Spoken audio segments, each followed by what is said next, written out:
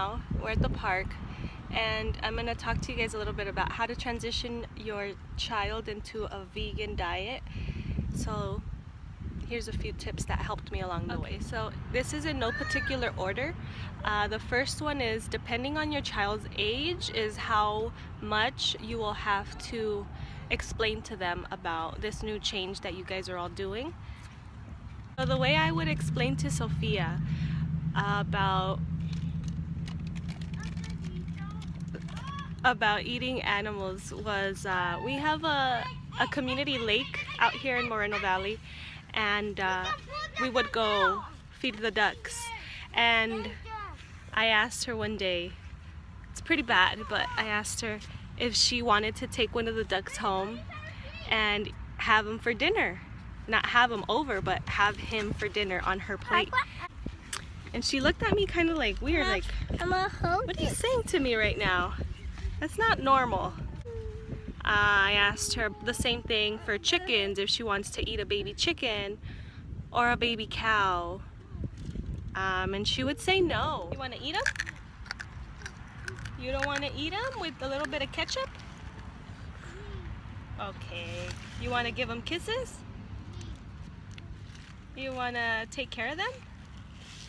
Also, what helps is the author Ruby Roth has a line of children's books.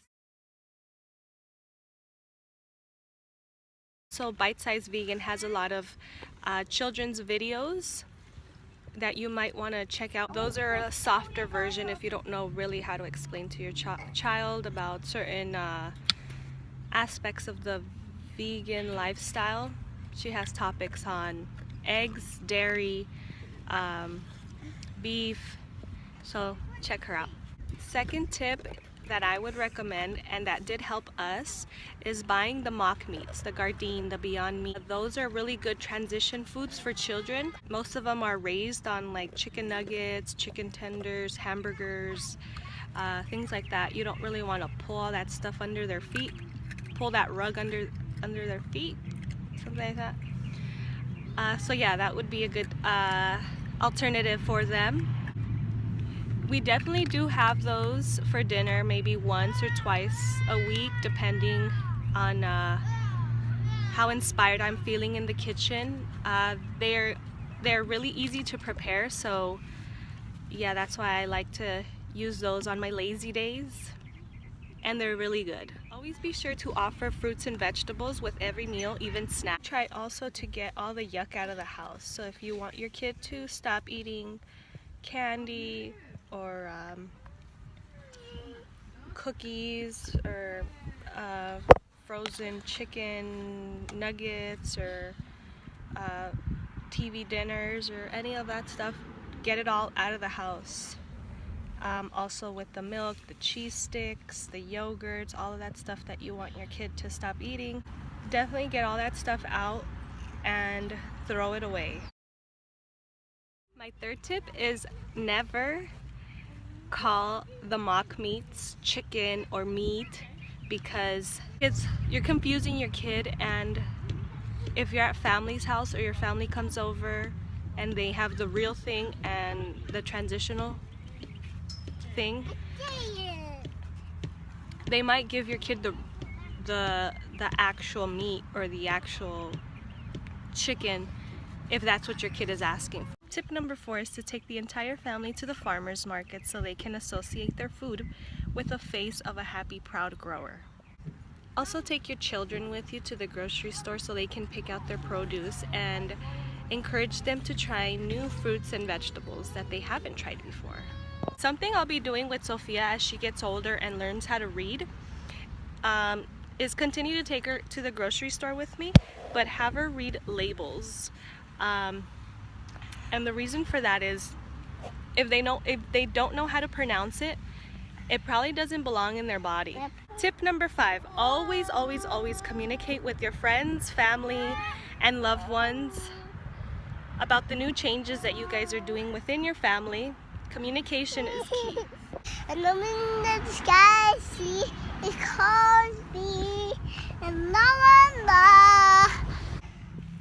I love you. Besito.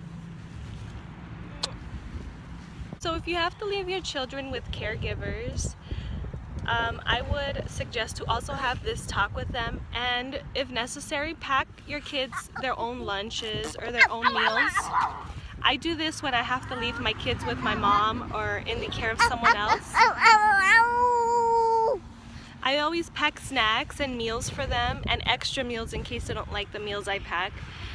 And if that doesn't work, just let them know what is acceptable and what they can or cannot offer your child. Which leads me to my little chicken nugget story with Sophia.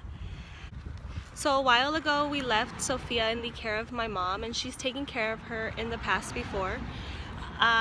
So we did explain to my mom that the kids had their meals already prepped in the fridge. She was watching them in my house, and everything in our house is vegan, so she could have anything there.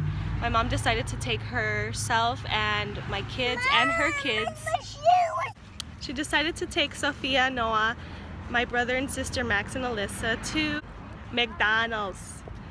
And of course, she gave my kids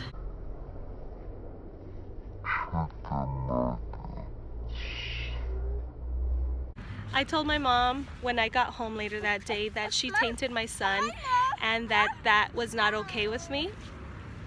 So the next time when we asked her to watch the kids, my husband, he did tell her before we left that they are not allowed to have chicken nuggets or McDonald's.